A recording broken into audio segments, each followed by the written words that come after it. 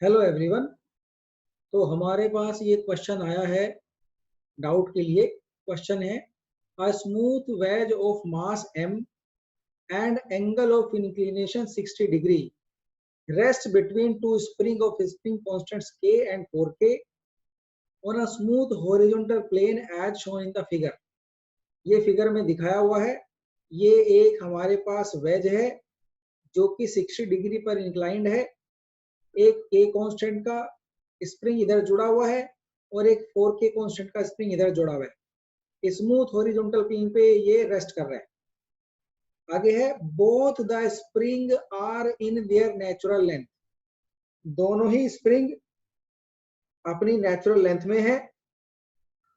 Assuming that the springs are constrained to get compressed or elongate along their length for a small oscillation in horizontal direction। मतलब spring है they are constraint to compressed or elongate along the length only. मतलब जो के constant का spring है ये horizontal में ही compress और एलोंगेट हो सकता है और 4k कांस्टेंट वाला जो स्प्रिंग है ये अपना इसी डायरेक्शन में एलोंगेट और कंप्रेस हो सकता है। तो ये हमें बताया गया है। अब हमें पूछा है find out the time period of these oscillation. In oscillation का टाइम पीरियड हमसे पूछा गया है कि अगर स्मॉल डिस्टेंस से मैं इसको डिस्प्लेस करके छोड़ दूंगा तो जो ऑसिलेशन करेगा उसका टाइम पीरियड कितना होगा, ये हमसे पूछा गया है। अब एसएचएम के किसी भी क्वेश्चन में हमें अगर टाइम पीरियड फाइंड करना होता है तो सबसे पहले हम रिस्टोरिंग फोर्स फाइंड करते हैं कि भैया रिस्टोरिंग फोर्स कितना है। वो कुछ इस तरह आना चाहिए F must be equals to minus K X, जहां पर x हमारा डिस्प्लेसमेंट है और k हमारा कांस्टेंट है। यहां से मुझे ये पता चल जाता है कि m into A equals to minus K X, जहां से a की वैल्यू मेरे पास आ जाती है इक्वल्स टू माइनस के अपॉन m इंटू एक्स। अब इसी का कंपैरिजन अगर मैं एसएचएम के एक्सेलरेशन से करूं तो वो होता है माइनस ओमेगा स्क्वायर एक्स। तो यहां से मेरे पास ओमेगा की एक वैल्यू आ जाती है कि ओमेगा मुझे मिल जाता है ओमेगा इक्वल्स टू के अपॉन एम, स्क्वायर रूट के अपॉन एम, सॉरी, क्योंकि ओमेगा स्क्वायर की वैल्यू है। तो टी की वैल्यू मैं यहां से निकाल सकता हूँ। टी आ जाता है हमारा 2 पाई अपॉन ओमेगा और यहां से मैं टी की वैल्यू निकाल लेता हूँ। तो यहाँ पर मुझे सबसे पहले तो ये पता करना है कि क्या हमारी ये motion F equals to minus K X को फॉलो करती है। तो उसके लिए चेक कर लेते हैं। कैसे करते हैं, ध्यान से समझना भाई। सबसे पहले क्या करना है कि मैं इस वेज को बाई एक्स डिस्प्लेसमेंट से इधर डिस्प्लेस कर देता हूं। मैंने यहां से लेके यहां तक इसको एक्स डिस्प्लेसमेंट से इसको डिस्प्लेस कर दिया भाई, इस तरह से। तो इसकी जो एज है वो कुछ यहां तक आ जाएगी इस तरह, ठीक है भाई।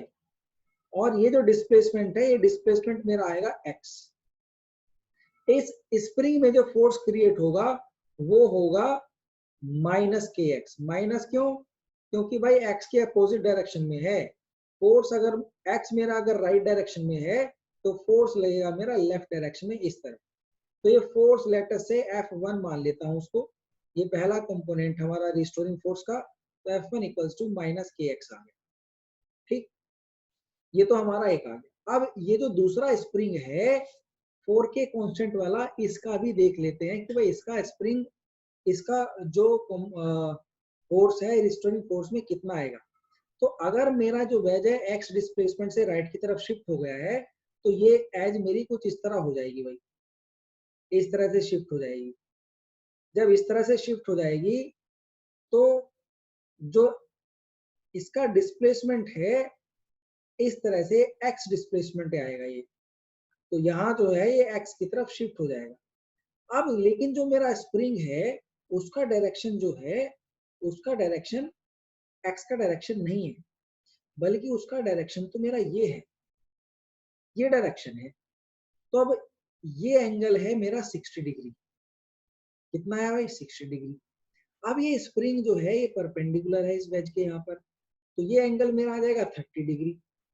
तो ये एंगल मेरा 30 डिग्री आ गया भाई। 30 डिग्री कौन सा, ये एंगल है 30 डिग्री। तो जो स्प्रिंग के डायरेक्शन में जो डिस्प्लेसमेंट है स्प्रिंग का, वो इस एक्स का जो कंपोनेंट स्प्रिंग के डायरेक्शन में आएगा वो हमारा स्प्रिंग का डिस्प्लेसमेंट आ जाएगा, क्योंकि स्प्रिंग अपनी लेंथ के अलोंग ही कॉन्ट्रैक्ट या सब्ट्रैक्ट हो सकता, एलोंगेट हो सकता है। तो एक्स का जो कंपोनेंट हो स्प्रिंग के डायरेक्शन में निकालेंगे वो आएगा लेट अस से x2, और x2 हमारा आ जाता है x cos 30। ठीक है भाई, x cos 30 हमारा x2 आ जाता है।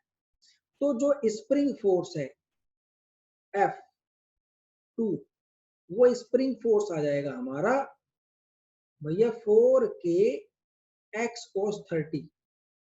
क्यों आएगा, क्योंकि यहाँ पे स्प्रिंग कांस्टेंट है 4k। अब इसका डायरेक्शन देख लेते हैं क्या आएगा, ध्यान से समझना भैया, यहीं पर जो है कैच है हमारा। ये जो स्प्रिंग कांस्टेंट है इसकी वजह से जो फोर्स आएगा वो इस डायरेक्शन में आएगा, क्योंकि जो स्प्रिंग का डिस्प्लेसमेंट हुआ है वो नीचे की तरफ हुआ है इस डायरेक्शन में, तो स्प्रिंग फोर्स आएगा इस डायरेक्शन में जो मैंने ब्लू कलर से आपको दिखाया है। अब इस फोर्स का जो एक हॉरिजॉन्टल कंपोनेंट है ये, और इसका एक वर्टिकल कंपोनेंट है ये। जो वर्टिकल कंपोनेंट है हमारा, वो वर्टिकल कंपोनेंट हमारा रिस्टोरिंग फोर्स में काम नहीं करेगा, उसकी वजह से कोई ऑसिलेशन में हेल्प नहीं होगी। क्यों, ये वर्टिकल डायरेक्शन में फोर्स और वर्टिकल डायरेक्शन में कोई मूवमेंट नहीं हो रही है, तो ये केवल नॉर्मल रिएक्शन को चेंज करेगा, कोई एक्सेलरेशन प्रोड्यूस नहीं करेगा। तो जो हॉरिजॉन्टल कंपोनेंट हमारा इस फोर्स का, केवल वही हमारा इस वेज को मूव कराएगा। तो हॉरिजॉन्टल कंपोनेंट निकाल लेते हैं इस फोर्स का। ये एंगल हमारा 60 डिग्री है, तो ये एंगल हमारा 30 डिग्री बचता है। तो अब यहाँ पर जो रिस्टोरिंग फोर्स है एक्स डायरेक्शन में, तो F2 का जो एक्स कंपोनेंट है रिस्टोरिंग फोर्स एक्स डायरेक्शन में, वो आ जाएगा F2 cos 30। ठीक है भाई, ध्यान से समझना कि भाई F2 हमारा ये आया है स्प्रिंग के डायरेक्शन में, और इसका जो हॉरिजॉन्टल डायरेक्शन में फोर्स आया है वो आया है F2 cos 30। तो अब हमारा जो टोटल फोर्स है, टोटल रिस्टोरिंग फोर्स, वो हमारा कुछ इस तरह आ जाता है। Total restoring force equals to minus K X पहले स्प्रिंग से, दूसरे से माइनस F2 cos 30 दूसरे स्प्रिंग से। ये दोनों ही फोर्स नेगेटिव लिए हैं, क्योंकि देखो F2 का भी डायरेक्शन नेगेटिव है, ये भी हमारा लेफ्ट साइड की तरफ आ रहा है, तो ये भी डायरेक्शन नेगेटिव होगा। अब ये आ जाता है total force minus K x minus F2 कितना है हमारा, F2 हमारा 4kx cos 30, तो लिख देते हैं 4kx cos 30, ये हमारा F2 आ गया है, और cos 30 एक बार हमारे पास पहले से ही है, ये हमारा ये आ गया, ये वाला cos 30 यहाँ आ गया। तो इस तरह से जो फोर्स है माइनस के एक्स और माइनस 4kx cos 30 की वैल्यू होते हैं स्क्वायर रूट 3/2, इस cos 30 की वैल्यू आएगी स्क्वायर रूट 3/2। यहाँ पर भाई इन 2 से ये 4 कैंसिल आउट हो गया, और इस तरह मेरे पास बचा minus K x minus 3kx। तो टोटल रिस्टोरिंग फोर्स जो मेरे पास आया वह माइनस 4kx। इसको ध्यान से समझना भाई। अब मैं वही करूंगा कि यहां से एक ही वैल्यू निकालूंगा, तो इसको मैंने लिखा ma equals to minus 4kx। तो यहां से जो एक्सेलरेशन की वैल्यू मेरे पास आती है, एक्सेलरेशन की वैल्यू आ जाती है -4k divided by m into x. अब इसका जो कंपैरिजन मैं करूंगा माइनस ओमेगा स्क्वायर एक्स से करूं, क्योंकि एसएचएम में एक ही वैल्यू एक्सेलरेशन की value minus omega square m होती है, तो यहाँ से मेरे पास जो ओमेगा स्क्वायर की वैल्यू आती है वो ये आती है, ये 4k/m। और यहां से जो ओमेगा है, ओमेगा की वैल्यू मेरे पास आ जाती है स्क्वायर रूट 4k/m। अब ये वैल्यू मैं यहाँ पर रखता हूं, जो टाइम पीरियड है, टाइम पीरियड की वैल्यू मैं फाइंड कर लेता हूं भाई। टाइम पीरियड मेरा आएगा 2π/ओमेगा, और ओमेगा की जगह मैं लिख देता हूं स्क्वायर रूट 4k/m।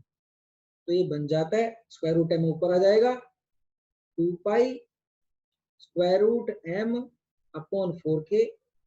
तो जो 4 है ये 2 बन के बाहर आ जाएगा, तो 2 से ये 2 कैंसिल हो जाएगा, तो जो टाइम पीरियड है वो आ जाएगा पाई स्क्वायर रूट m/k। तो यहाँ पर मैं इसको बोल्ड में लिख देता हूं, जो मेरे पास टाइम पीरियड आया है वो आया है पाई स्क्वायर रूट m/k। ये मेरा इस वेज का टाइम पीरियड आ गया है, क्योंकि यहाँ पर जो 4 है, ये 4 जब 2 बन के बाहर आएगा तो इस 2 से 2 कैंसिल हो जाएगा, तो pi into square root m/k मेरा टाइम पीरियड आ जाएगा। तो इस तरह से हमारा क्वेश्चन हो जाता है। आपको एक क्वेश्चन कैसा लगा हमें चैट बॉक्स में लिखकर जरूर बताएं, कमेंट बॉक्स में लिखकर बताएं। और अगर ये आपको सोल्यूशन पसंद आया है तो हमारे चैनल को सब्सक्राइब करना ना भूलें और बेल आइकन को दबा दें, ताकि हमारे सभी नई वीडियो के नोटिफिकेशन आपको मिलते रहें। और हमसे आप इसी तरह अपने डाउट पूछते रहिएगा, हम आपको डाउट बताते रहेंगे। और फिजिक्स टर्मिनल चैनल है, हर तरह के फिजिक्स के डाउट आपको यहाँ पर मिलेंगे। आप हमें भेजते रहिए, हम आपको बताते रहेंगे। हमें चैनल पे कमेंट बॉक्स के थ्रू भेजिए, या फिर हमारा व्हाट्सएप नंबर है आप उसके थ्रू भेजिए। कमेंट बॉक्स में आपको व्हाट्सएप नंबर मिल जाएगा, उसके थ्रू भेजिए। कमेंट बॉक्स में हमारे टेलीग्राम ग्रुप और व्हाट्सएप ग्रुप के लिंक भी आपको मिल जाएंगे, उसके थ्रू आप हमें डाउट भेजिए। आपको हर तरह के डाउट का सोल्यूशन मिलता रहेगा। तो मिलते हैं नए क्वेश्चन के साथ, तब तक के लिए धन्यवाद।